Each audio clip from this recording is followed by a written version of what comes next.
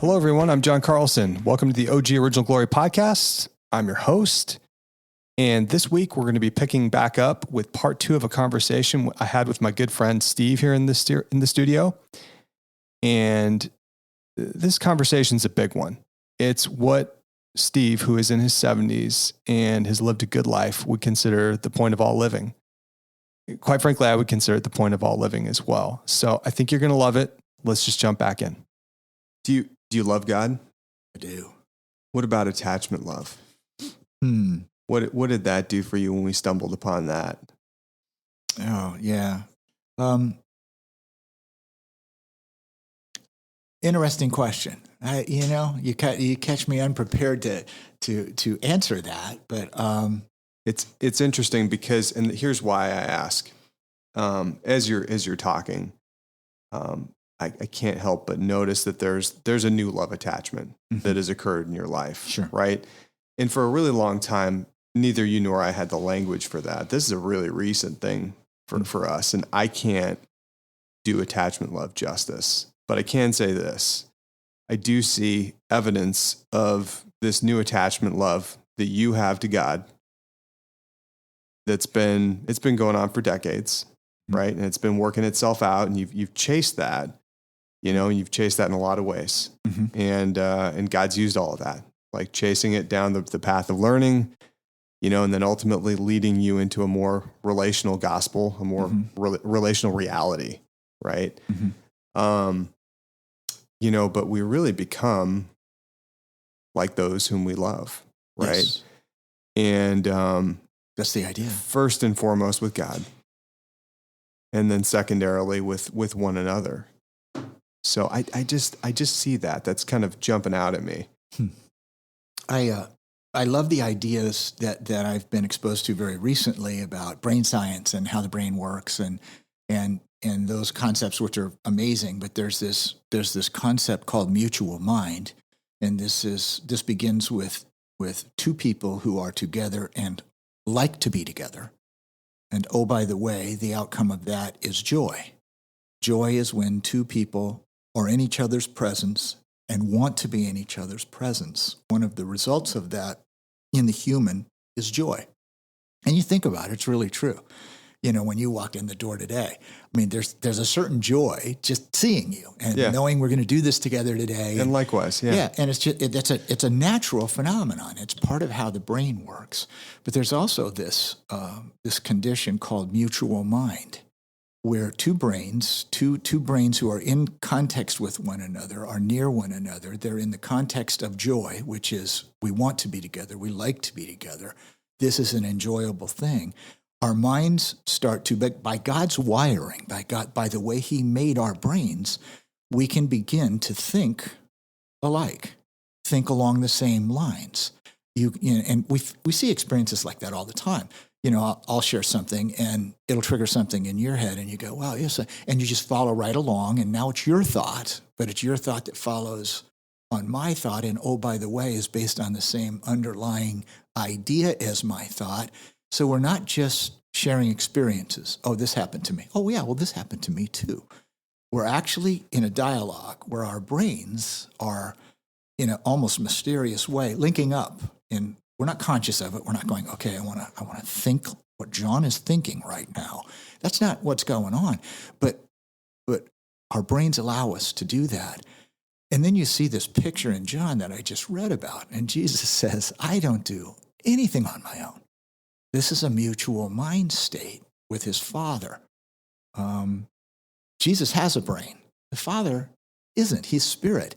But they are connected in such a way that what the Father thinks, Jesus thinks. What the Father says, Jesus says. What the Father is doing, Jesus does. That is an extraordinary intimacy. And I don't know that in this life we will ever get anywhere near that. But I think, in my experience, I have experienced some of that, and I've watched you experience some of that. We've experienced some of that together. We had a very dear friend of ours, one of the guys in our band of brothers, got married a couple of years ago. And every one of the guys in our group, every one of the guys in our band of brothers was there. And we all recount that event as an extraordinary event for us to live through. It was, I can't even do justice to describe it, and none of us have ever been able to describe it very well. But there was a mutual mind state among the brotherhood. Of course, we weren't the only ones there. There were dozens of other people there. But something magical and beautiful and mysterious was occurring with us and our spouses as we enjoyed this Christ-centered wedding. And I guess the best way to describe it is it was very special. It was unique. The veil between heaven and earth got very, very thin. And there was tremendous joy. There was tremendous peace. There was we had this terrifically deep, powerful, rich, wonderful, fun time together. And we were a tiny group of, I guess, 10 or 11 guys and our spouses in this much larger wedding. But everybody else knew there was something special going on here, too. It was kind of crazy. And they were all like, whoa. Several people came up to us and said, man, whatever you guys got, I want that. Like, right? It was like we were praying together and we were listening together and we were celebrating together. It was extraordinary. Now, if I put that forward as if, and that happens every Friday night, that's ridiculous. It was a extremely unique and rare and beautiful experience. But I mean, how do you contrive that? How do you plan that? You don't. You don't. It's just part of what abiding in the vine, allowing the Spirit to move through us, live through us, listening, following, hearing. I remember several times during that night, somebody would say, we need to pray over him. And so I was like, oh, okay. And then everybody comes together and we're having this amazing time of prayer and other people are coming in and joining us. I mean, they're drawn to it. They're drawn to it like a magnet. And we're all standing around laying hands on each other in a big scrum and praying in the Holy Spirit. And other people are joining us. And it was just, I don't know. It's like the way you kind of wish life could be 24/7 always. Yeah, that was a remarkable evening. God's favor was definitely on that evening, but you just think about that evening in the context of joy in a mutual mind state, and certainly the veil being very thin between heaven and earth. I mean, like the two realms were they were right on top of each other. And I know they're always that way, but we got to encounter it and experience it. We experienced it. We had tremendous joy in being together. Mm-hmm. I mean, it was I don't know, end of 2020, outside, October wedding, North Scottsdale, desert community on a golf course. The weather was perfection. It was a beautiful venue. We had friends show up from Canada, that we didn't expect to see, we gathered, we prayed for the couple in advance. Our friends' daughters were praying their hearts out. There was just this, if joy is glad to be together, there was just, tons of glad to be together, right? Like exactly. More glad together than there was wine at the wedding at Cana. It was really pretty special. And, it was just remarkable. I remember when we all got together and prayed over the meal, and they asked me to pray over the meal, and I invited you guys up to pray with me. And so, the guys come up and the gals come up, and everybody is like, it's like, who are these people? Right. But there was dancing and there was fun. Oh. And it was not a, it's not a religious event. Not a religious event. It was a joyful event. It was a Jesus party. Was there. He was there. He was there. Yeah. And people sensed it. Oh, they did. They just loved being. They gravitated towards it. Yeah, it was phenomenal. Yeah. And it's a great example of a mutual mind state. I think you can see those kinds of examples in things like athletics, in situations where people work well together. Even gosh, like even my landscaper and his crew, Mm-hmm. a number of years ago, we just sit there and watch them work, and they were so in sync with one another. Mm-hmm. Right. I mean, so we certainly have that capacity, but then we get an upgrade in the Holy Spirit, in that reality that we have the mind of Christ, as Paul That's says, it. right? And we get to enter into that mutual mind state with God. Absolutely. We're wired that way. And the reality that God would design us so that we could enter into that mutual mind state, it makes so much sense of the way that Jesus operated. But, as you first began to describe that, to kind of, back into this so it's a little bit more understandable for people out there listening, it's kind of like, when you're working in concert with somebody, whether that's in something like athletics, if that's something you can understand, or working together with somebody in a restaurant, maybe you're just in sync with people, but then you pause and you talk to one another. Mm-hmm. It doesn't exclude that. So you can kind of move in and out of that. And I found that to be true with walking with God. Mm-hmm. And it's helped me to understand a lot more the impulses, the guidance of the Holy Spirit. Sure. Kind of like that Holy Spirit intuition, but it's a mutual mind state a lot of times with God. If we can remain in him, in his love, in his joy. And then just pausing for like a word, maybe there's something he wants us to say to us, whether it's through the written word or like a personal word or something like that. Yeah. Sure. And what we're learning about, again, the human mind and how it works is, and it goes to what we're talking about, it goes to what you just said. There is a relational side of our brain, and then there's the other side of our brain in which we problem solve and make plans and try to live our life by figuring things out, essentially. So we can approach the Bible that way. We can approach Jesus that way. We can approach Jesus as if he is a very wise teacher, and what we need from him is his wisdom and information about how to live our life better and how to enjoy life more, or perhaps how to gain wisdom, or how to be a better husband, father, friend, whatever. Okay, but that's, if you think about it, that's coming from that side of the brain where I'm trying to figure this out and I need your help, Lord. I'm trying to learn how to live my life. I'm trying to learn about how I can do things and do them better. Or we can learn to come from that, work off the other side of our brain. And as men, this can be quite difficult, but work on the relational side of our brain, which, by the way, moves way faster than conscious thought, to be constantly in a framework where relationship is more important than problems, puzzles, mysteries, accomplishment. So you gave an example of athletics where people work together towards a common goal. We can call forth better energy, better performance. We can encourage one another. But athletics is a great venue to say, okay, what's it about? Is it about winning, or is it about playing? Because is it about playing with other people? If it's about winning, I know which side of the brain that comes from. And I go there just like everybody. Oh, yeah, it's, if we're going to win, they got to lose, right? We got to figure out a way to do this well enough to what? Beat them. And yes, that may be part of athletic striving. But there's a whole other way to see athletics. It's about playing. It's about playing with people. It's about enjoying people. It's about enjoying the event.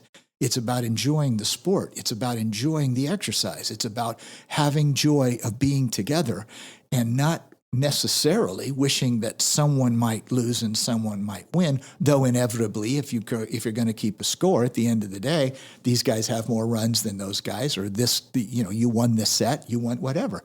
The answer is, how are you thinking? And again, we're back to what is Jesus? Does Jesus care if we play athletics? He says, play, have fun. What are you after, boys? What are you after? Oh, I want to win. Oh, maybe you want to talk about that. Maybe you want to push into that a little bit. What does winning do for you? What does it gain for you as you see it? Oh, well, people admire me and like me, so I'm getting acceptance and affirmation. Oh, is that where that comes from? Winning? Is that what you've learned? Is that what I've taught you, son? Do I teach you that my acceptance An affirmation for you is based on what you do and you doing it well. Have I taught you that? Well, no, you haven't, Lord.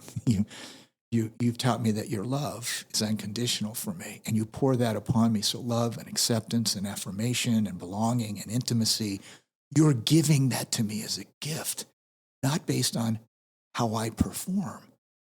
Can we bring that into the rest of our life? Can we bring it into our work? Can we bring it into our play? Can we bring it into how we raise our children? Can we start to think, really, truly think relationally? That relationship is what it's all about. It is a love story. I'm part of that love story. How do I raise my kids? I have to learn to love them. How do I stay married for almost 48 years? I have to learn to love her. And she's got to learn to love me. And that's not necessarily easy. So how do we do that?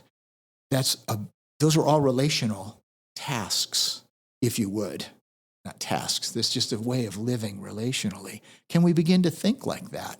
You have these deep, rich times of tremendous joy in relationships. We just described one as a wedding. But that's available to us literally every day in every relationship. Can you think like that? Can you see the world that way? Can you recognize in yourself when you're starting to become a problem solver, a mystery revealer, an accomplisher of tasks? Can you start to see when your mind is now working along that channel? Because, by the way, when it does, you really are not relational at all. And perhaps your wife has said that to you somewhere along the line. You bring your work home with you. Oh, yeah. Yeah, right? It's like... Yeah, unquestionably. And I'll plug a blog article that I have out there, or that we will post at some point, about joy, and Steph Curry, who is, I would say, one of the biggest overachievers in the history of sports, because of his level of joy. Shifting to that relational piece. I mean, just this morning, as I was praying through things and looking at this verse in John 15:1, and thinking about the reality of the vine dresser and my relationship with my son as somebody who prunes, trains, and cultivates in his life. He was distressed over something related to athletics and his performance, which his performance was fine, but he wasn't happy with it. And, I realized this morning, and what Jesus was saying to me is there's a real opportunity to point him to the Father, and to point him to his ultimate source of validation and love, and let him know that, regardless of his performance, he is 100% loved. Yeah. And Andrea and I, my wife and I, tried to impart that last night, but that'll be a conversation that we're having. It's a huge opportunity, I think, like in this model, in this way of living, in more of like an abiding type relationship. You told a great story, with your oldest. I kind of indicated that I had this epiphany as to what things might be like through my relationship with my son, lying face to face with him when he was a little guy, face to face. It's amazing the way that God can flip things. It's true. On its head with our kids, and I would be curious to, know more about how that's shown up in being a parent and a grandparent, like in this season, now that you're further down the road. Oh man, you're a popular guy. So now you're further down the line, a little bit more practically speaking, so we can tell some more stories, as it shows up in parenting, in being a grandparent. Mm-hmm. Yeah, how is this showing up for you, abiding in Christ, this intimate relationship that you have with Jesus? I think in a number of ways, but some of the things that occur to me is one of the things that John Eldredge did a podcast the other day, and I texted you and Ryan on it. And I said, listen to this. It was really cool because he's talking to his son, Sam Eldredge, and they're pointing out an interesting study that Sam came across. Sam is a third-year graduate student in counseling and very close to earning his degree, and he's already working with people. And so he's a very smart young man. He's talking to his dad, who's graduate school trained therapist, counselor. And they're sharing this study, which Sam found that he thought was remarkable. And what they found was that the results, the long-term results for children coming out of a household were best. Well, let's put it this way. There's a bell-shaped curve. And on one end of the curve is dysfunction and abuse. And kids don't do well in that environment. I'm an example of that, okay? And then there's this larger majority of kids that do okay, that come out okay. And they are coming out of homes where I guess I would say there's an ordinariness. They're regular people. They're moms and dads who don't know everything, don't do everything right, don't have this sense of being perfectionists and getting perfectionism out of their children. They're just normal people who struggle and succeed and learn and grow. That the long-term results for children in that household are better than the other side of the bell-shaped curve, which is perfectionism. Parents that are trying to do absolutely everything right, just guide their children in everything right, no mistakes. Our kids are going to be like perfect. They're going to be perfect Christians. They're going to have a perfect relationship with Jesus. They're going to be, all these great desires. I mean, let's face it, these are great desires to raise our children well. But the long-term results are not good coming out of that model. I was really blessed by that, let's put it that way, because my wife and I had no idea what we were doing early on. We just didn't. The truth is we were just two kind of broken kids who were raising kids. And it was struggled, and we didn't know. And I was learning and growing in Christ. She was learning and growing in Christ. But man, it was a long, slow, tough process. We made every mistake you can possibly make. And, our kids weren't perfect, and they struggled with some stuff. And I described my first just off the rails for a couple of years, really scary stuff. But, now I'm looking back on that. My kids are all married. They wanted to get married. They desired to be married. I have a lot of people in my immediate family, and that's clearly not what the next generation is doing. They're not marrying. Yeah. Okay. So my kids wanted to get married. They've all entered into, I think, really delightful marriages, but not without problems and issues, not without strong differences and difficulties to overcome. But what I'm watching them do, which is a real blessing, is they're working through it. Yeah. They're working through it. They're working through it, I guess, in a way like they watched their mom and dad work through it. Somehow that gave them permission to know their parents. My wife and I weren't perfect. They're not perfect. It's okay. We work through this. We stay together. We hang in. I'm seeing that right now in my children's lives. I'm watching them raise kids. Like I said, I've got 9 grandkids. Those kids are a potpourri. They run the gamut in terms of personalities. Yes, they do. Yep. They're nuts. But I'm watching them learn to be parents, and you know what? They're working through it. They know they don't know all the answers. That's okay. We learn. We learn how to do this. I think maybe I'm seeing the benefit of what Sam's study showed, which is people who learn to live life one day at a time, struggle that it might be, as imperfect as they are. They learn how to live life. They learn how to stick with it. They learn that when they mess up, there's a process at work. You go and you seek forgiveness. When you hurt someone, you seek forgiveness. When someone hurts you, you offer them forgiveness. You forgive them. Even if they don't come near you, you forgive them. You offload this stuff. Our kids learn these things. And of course, that's not a household where perfect people live. Perfect people don't do that stuff. They never have to ask for forgiveness because they just say all the right stuff all the time. So it's a bit of an odd answer to your question, but I am seeing that what I think our children caught, this is what I'm watching them. They're not saying this to me, but I'm watching what they've caught. They stick with it. They work it out. They seek help.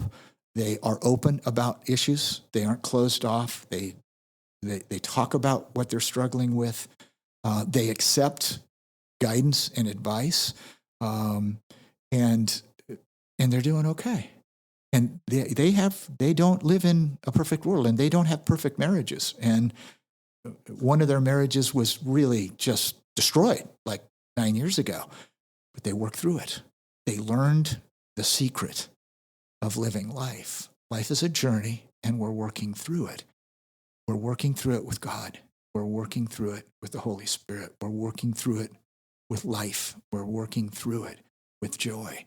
We're going to hang in there, and we're going to do this. It's occurred to me that two of the things that God insists are permanent for us, one is marriage and one is child raising. You don't get to bag that. Now, I mean, a lot of people may be offended by what I just said, but it's pretty clear from my reading of scriptures that was God's intent. So what do you learn by being married to an imperfect person? Well, my wife could answer that for an hour, but you learn you got to hang in. You learn it's going to require faith. You're going to have to trust God because you can't trust this guy. You're going to have to trust God because you can't trust this gal. They're going to hurt you. You know, you fell in love because they made you feel so good. Well, that's going to end pretty soon. They're not going to make you feel good. So now what are you going to do? You're going to hang in. You're going to learn. You're going to work. Raising kids. I mean, I've seen people abandon kids. I mean, the kids are so tough. They just like they're out of my life. I have nothing to do with them anymore. That's not what God wants us to do. He wants us to hang in there with them in their deepest, darkest hours. Hang in there, love them, learn how to love them. Learn how to love them in that. Love is complicated, and we need help doing it. I think God is richly there to help us love one another. He commanded us, a new command I give you, that you love one another. He knows we're ill-equipped for that. He knows the deficiencies we have.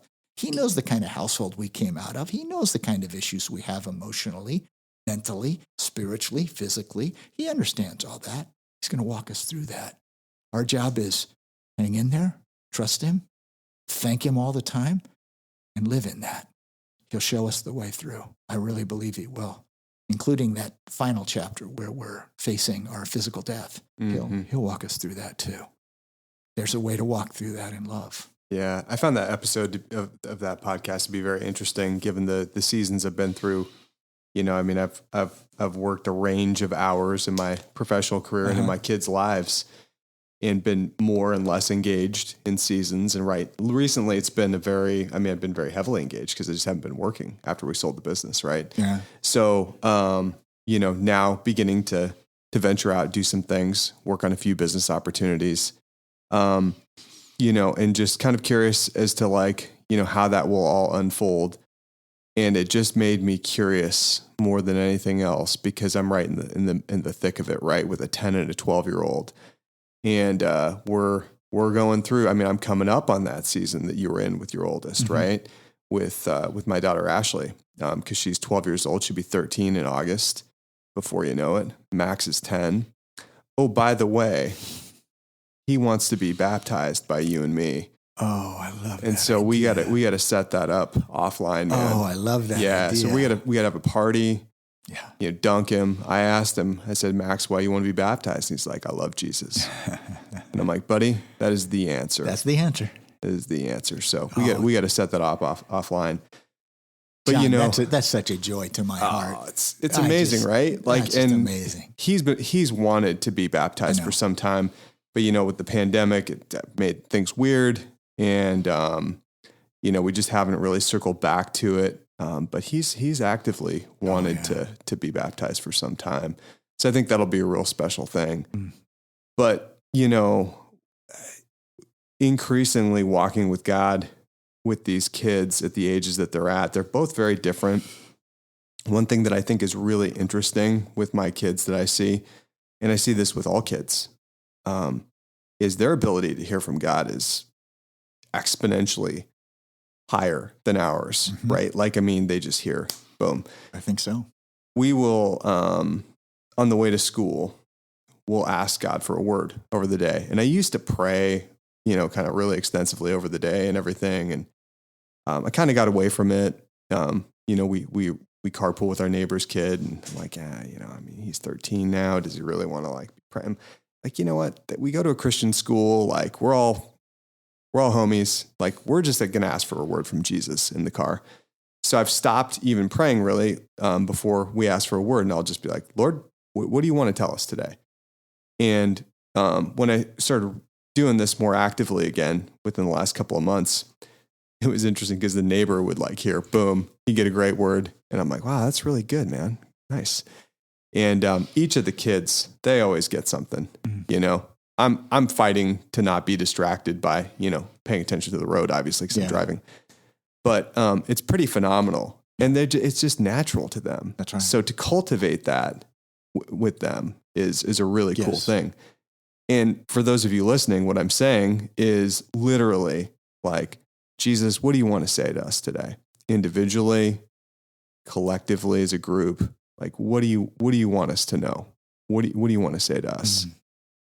That is the prayer. Mm-hmm. And then out of that, I'll pray into it a little bit and invoke those things. Like, okay, Lord, like you said that you have joy for us today. So we bring the fullness of your joy, And so that's a way that I'm trying to, model that for my kids, mm-hmm.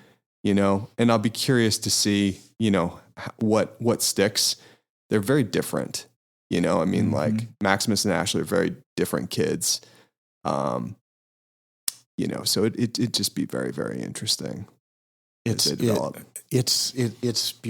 And it's life comes in seasons, and you're in a certain season and this. And so the answer I think Jesus would say is, know the season you're in and enjoy it. Enjoy it. Don't look longingly for the season that just left. Don't look longingly for the season that you think is out there for you. Yeah, that's really good. Know the season you're in and enjoy it, because I have so much for you in it. Watching your kids and some of the other guys' kids, which I love, and I love being a part of their lives, and watching my grandkids, it just makes me recognize how special the season is when they're 10 and 12, right? It's like it's just this remarkable time. And of course, what they're going through is there's beauty and wonder and joy and difficulty and trauma and all of that stuff, because it's real life. But one of the things that age gives you the perspective of is to look back and realize just how important and beautiful and special each of those seasons were. And I will say this, even the season in which my oldest daughter really struggled was a very special season in her life and in my life. Very special. It affected our relationship forever. It was very difficult and amazing what God did with that. I had the same experience with my son, who really struggled for a number of years. Yeah. And now he's out. Okay. He's doing great. He's sober. He's an extraordinary young man who's making up for lost time and trying to recover lost ground that was taken from him through drug addiction. But I look back at that and I go, oh my God, that was so hard. As a parent, it was just unbearably hard, but it was good. Yeah. It was good. It made him who he is today. And I'm so pleased to see who he is today. Yeah. Right? Yeah, for sure. And the Me relationship that we have is so special, even though it was so horribly twisted and hurt and battered by the circumstances of that season. So I look back, and I guess age gives you the ability to look back, and I am genuinely daily thankful to the Lord for absolutely everything that's happened in my life up till now. And the reason is because I'm here. Because I'm here sitting in my chair, intimately talking with Jesus, who loves me and whom I love. And all of that got me here. And I'm very happy to be here. And pleased and thankful for the life that he's given me to live. But that includes all the really hard stuff, all the really, really backbreakingly hard stuff. That's the beauty of walking with Christ. There will be hard stuff, lots of it. He's in it. He's with it. He'll teach you. He'll take you through it. And he'll make you more the man of God, more into his image as you live through that stuff. That's what I found. And it's a joy. It's something to be genuinely, deeply thankful for. So that's part of the looking at seasons. Oh, unquestionably. Yeah, I mean, I was thinking about the category of walking with God through suffering, intimacy with Jesus in suffering. I mean, and I won't go into like the specifics of like the physical details or anything like that, but I mean, tremendous period of suffering for me in the last like year and a half, certainly for the calendar year of 2022. I mean, you're so popular, one of the toughest years of my life, right? Like, and I would include, it was up there with the first year that I was sober. It was that hard, physically, emotionally, spiritually, but God was in it with me. Yeah. And, I just, I don't say this in a prideful way, but I walked with him. You had eyes on it. I walked with him through that. And I had intimacy with Jesus. I had a deep walk with God through that challenging period of suffering. And you grew physically, you grew a lot. and I grew. I did. I grew. There's an awful lot of growth. I'm still, unpacking that as I move out of like that season. And a lot of that had to do with just, quite frankly, being in a workspace that just wasn't a great fit for me. Mm-hmm. I mean, but God was in that. He led me into it, Mm-hmm. and he led me through it. Right. And it was part of his fathering, and it was a very loving thing to do for me. And it's like, man, if you were in my body, you would say, how in the bleepity bleep is this love? Right. And but it was. It's what I needed for my development. And I won't fully understand that, maybe in this life, right? I see the fruit of it coming and everything. But, I say all that because, what you're describing is intimacy with Jesus, a deep walk with God in suffering, right? Mm-hmm. And God loving you in the midst of trial and suffering. Mm-hmm. And then you learning how to love in a different way. Mm-hmm. God loving you Mm-hmm. in the midst of that so that you can love your son Exactly. or your daughter who's struggling, right? Exactly.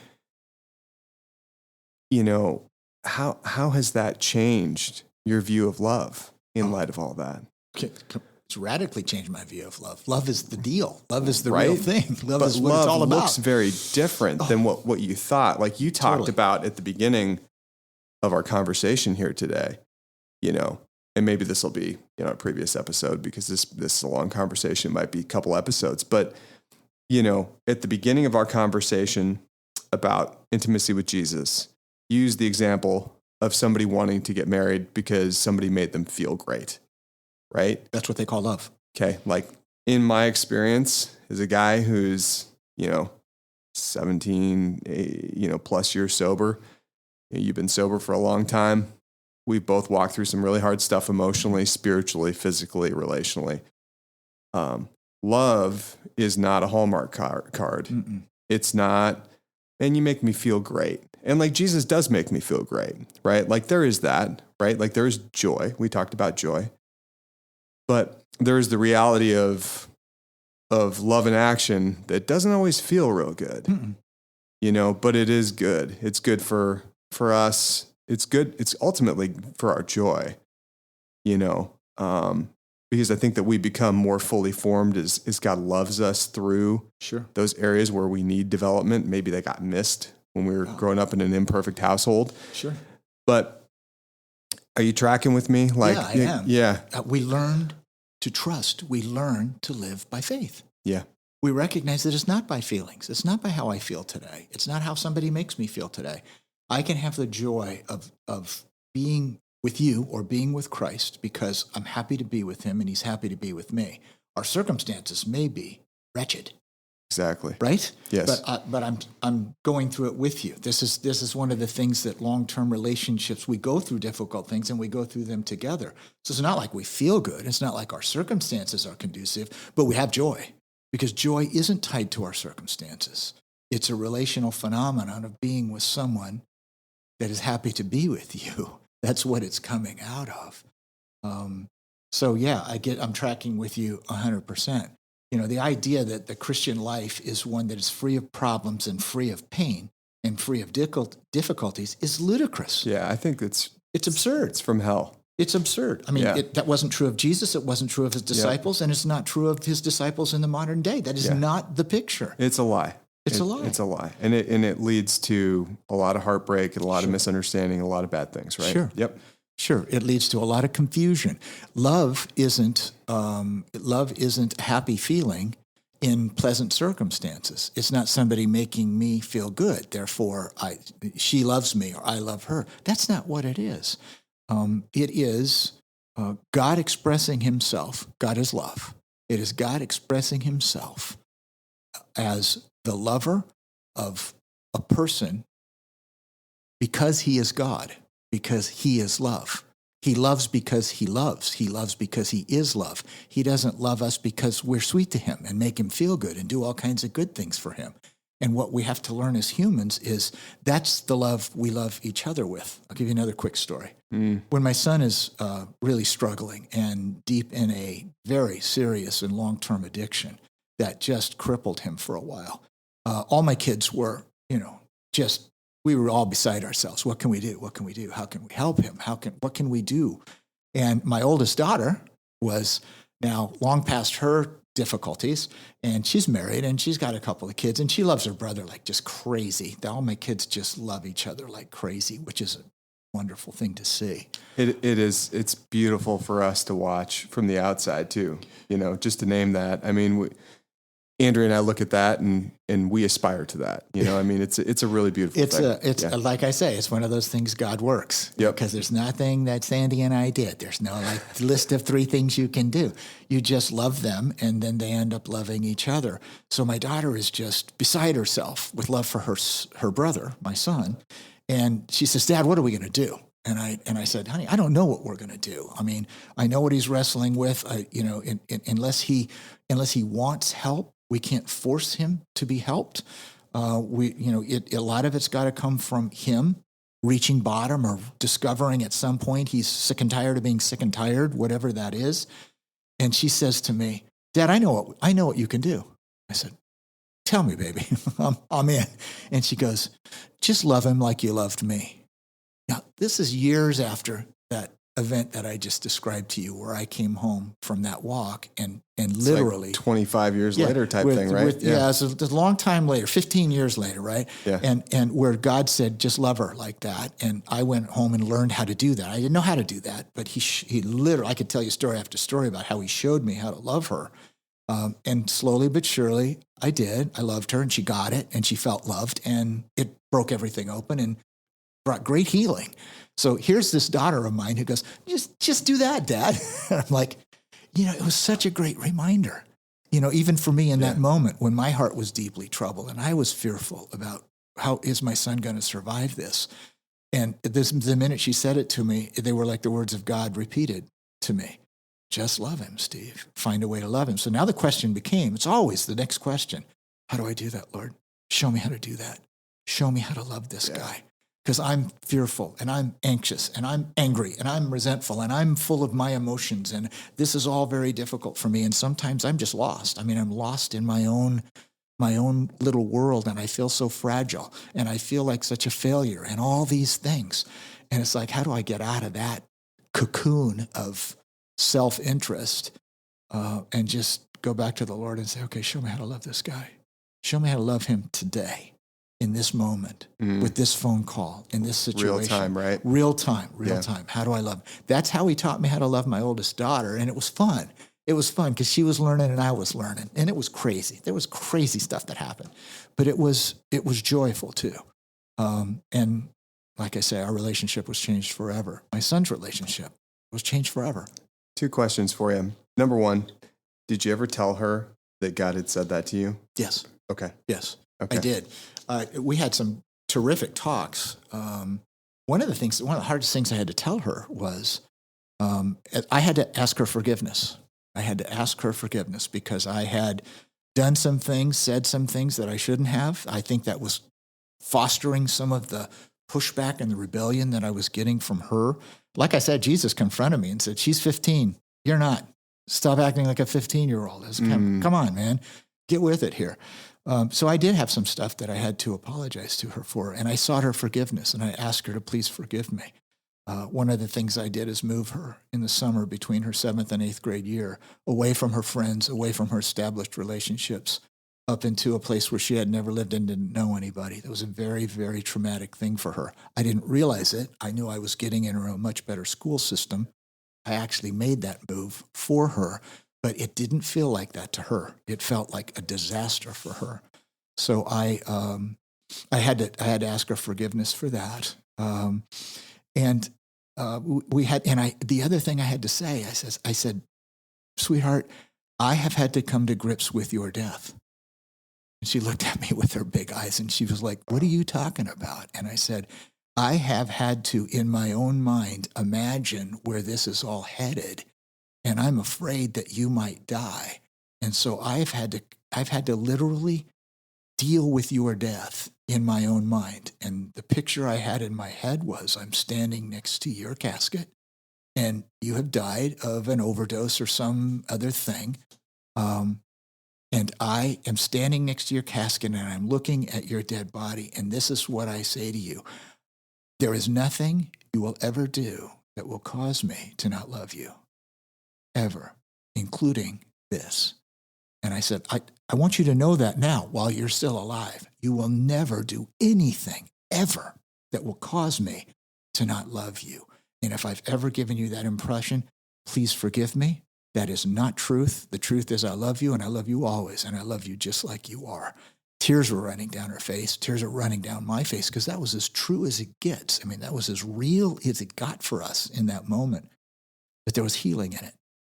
There was healing in it as we entered into that together, rather than just the anger that I felt. She's going to kill herself. This is just making me nuts. I got to stop her from that. I got to control her. And my efforts to control her were sending her off in a basic war that said, Dad, you're not going to control me. And that's a mountain I'll die on. Dad, you're not going to control me. So that's where the dance was. And I had to step out of the dance because she wasn't going to. I had to step out of the dance and say, sweetie, your body, your mind, your soul, your spirit, it's on you. You're old enough. I love you. Tell me how I can help you. That's where I stop. I'm not dancing anymore. I'm not going to try and control you. It's your life. You live it. She did. She did great. As soon as I stopped trying to control her, there was no fight anymore. So she could honestly decide, well, what do I want to do? And she decided that, did it. She turned out to be a great young woman and a fantastic mom. Yeah. Right? Yeah, she is. Yeah. The season was one of deep parental concern, which looked like control. That's not love. God doesn't do that with us. No, he doesn't. That's not how God does it. That's not love. He doesn't. He's, it's pretty remarkable the way he set things up in the cosmos, right? Mm-hmm. Giving us and angels the freedom to choose. Yep. Right? Yep. I mean, and yet still somehow working all things together for our good. Sure. I mean, it's a remarkable thing. So forgiveness really was a big piece of that breakthrough. Big. That's really interesting. Big. Yeah. Big. Yeah. Yeah. Humility, forgiveness. I mean, I just had resentment was the fuel for the bad stuff that was going on, right? Mm-hmm. Forgiveness was the fuel for restoration in that. Yeah, exactly. I mean, there's these simple biblical principles of if you hurt someone, you seek their forgiveness. If someone hurts you, you forgive them, right? It's like these very simple biblical principles that we don't use anymore. Totally. But they're terrific They work. God knows us. He knows how we're wired. He knows why we think the way we think, why we feel the way we feel, and he knows that because we're broken and parents aren't perfect and kids aren't perfect, there's going to be a whole lot of stuff. And what do we have to do? We have to. That's part of love, is saying, "Please forgive me. I was wrong. Please forgive me." I had a lot of work to do with her, but gosh, she was open to it, and it was cleansing and healing for both of us. Yeah. It's good stuff. I try to ask my kids for forgiveness too. And sometimes it's a little harder than others, obviously, right? Depending on how entrenched in my position I am. But, Exactly. I'll tell my kids, and this is where they'll roll their eyes and be like, "Oh my gosh, he's going to make speeches." But I'll just be like, guys, God's not dumb. Do you think he wants you to be happy, right? But that's why we're told to forgive. We're commanded to forgive because God knows that we can't be happy if we're holding on to resentment. Yeah. The other question that I had, and maybe it's less of a question, maybe it's an observation, but you mentioned that, things lightened as you moved into that situation with God. And it sounds like it became more of an adventure. Yeah. It was. Was that real time? Yeah, real time. Really? Absolutely real time. Okay. I've never heard you express Absolutely that before. real time. Really? Absolutely real time. Because that's what I said on my conversation. Jesus, I heard him clearly. I want you to love her like I've loved you. The message could not have been more clear, but I didn't know how to do that, John. I didn't know how to do that. So who does, right? So it's like, who does? I mean, if you think you do, give it a try, right? So I just said, Lord, I don't know how to do this, but I trust you, and I know you're going to show me. I know you're going to show me. I'll give you one more quick story. My daughter, even back then, one of her love languages to give and receive gifts. She loves to receive gifts, and she loves to give gifts. Not particularly my love language, but it was hers. And I kind of knew that. I was talking to Jesus about it, and he's like, give her a gift. So I thought, okay, I can do that. So I ordered a cute little set of pajamas from Victoria's Secret, some winter pajamas for her, and I had them gift wrapped, and they arrived, and I threw them in my trunk of my car because I'm going to find an opportunity to give these to her, right? And sort of that's that dad's twisted mind. It's sort of like, I'm going to wait until she's actually acting like a human being to give her a present, right? Right, yeah. So this one day, it was summer. She wasn't in school. She was terrible this morning. I mean, in the morning, she was just this wretched little thing. I was glad to leave for work that day because she was really just grumpy and nasty and saying not good things. And when I left for work, she is headed into my bedroom to jump into my bed, and because that's was one of her favorite places to hang out. So I go to work, and I'm thinking, and Jesus kind of convicts me a little bit during work. He says, like, what are you waiting for to give her that gift? And I was like, well, gosh, I don't know, Lord. I guess I was waiting for her to actually behave like a human being. And he says, why do that? Just give her the gift. So I get home that night. She's still in my bed. She never got up all day. She's been in bed all day. So my room is dark, and she's been literally sleeping in bed all day. And this is not a father's dream. So I literally walk in. I have the present in my hand. I flip it in the dark onto my bed, and I go, I got you something. Boom, and I left. And so I go in the other room, and I think I'm sitting down to read the newspaper. This is when we still had newspapers. And I'm sitting down to read the newspaper, and this is what I heard. I heard my little girl's voice, this high, lilting little girl's voice that I had not heard in months. She had been the dragon lady. I heard this voice that went, Daddy, I love these. These are so beautiful. And I'm like, what is that voice? I haven't heard that voice. And she comes in, and she's got her new pajamas on, and I'm thinking, wow, that's just amazing. That's just an example of Jesus leading me through this. It is real-time experience. I had no idea how to do this, when to do it, why to do it, what's my motive, how to present it. And I just learned, just do it. When he shows you, do it. When he shows you what to do, do it. And don't question it. Don't try and make more of it than it is. Just be there, whatever that looks like. And so I started living every day that way. And it wasn't some crazy experience every day, but I'll tell you what, there were a lot of crazy experiences where I just went, okay, I got it. okay, it's like the Lord would say, just go do this. I just go do it. Yeah. I have no idea how it's going to work out. I have no idea about anything. I just went and did it. Real-time stuff. I was learning to just totally be led by the Spirit instead of me trying to figure everything out, which is my human but mistaken idea of how you actually live as a man, figure everything out. And she was learning what it's like to be loved. And the healing that occurred there was stunning. It was just remarkable. My daughter had run away. My daughter she was always gone, and she would just not comply with any rules. She was out of the house, gone for weekends at a time, and I didn't know where she was. So when this healing process is having to happen, I simply said to her, I said, you know what? You can spend the night anywhere you want to. I mean, it's your body, it's your mind, it's your spirit. I encourage you to take care of yourself, but that's up to you. Here's what I want. This was back before cell phones. I said, I just want a number where you are so I can reach you in the case of emergency. I'm not going to call you for any other reason than there's an emergency and I need to come get you or something, which, by the way, I never had to do. And I said, one other thing. On Saturday nights, you come home, you spend the night at home, and we go to church in the morning. Those are like the rules. That's all the rules there were. I said, can you do that? She goes, yeah, sure, I can do that. From that moment on, do you know how many nights she spent outside of my home? 0.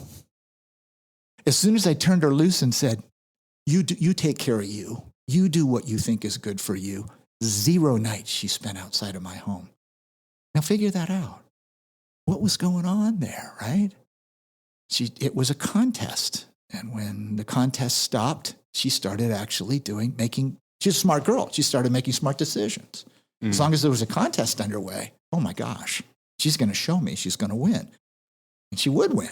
She's going to win. You know why? Because she'll die on that mountain. She will die over this. Yeah, I know they will for sure. Yeah, it's interesting. I love how God uses those challenging things in relationships, whether it be with a spouse, with a child.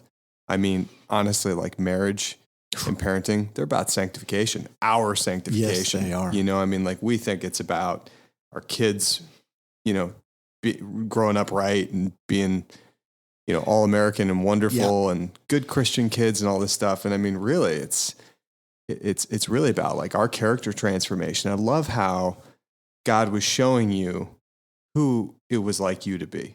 He was walking you into your identity as you listen for his voice, right? Like he won't have us do anything that doesn't cause us to walk in our identity and really like discover more of who we are. Yeah.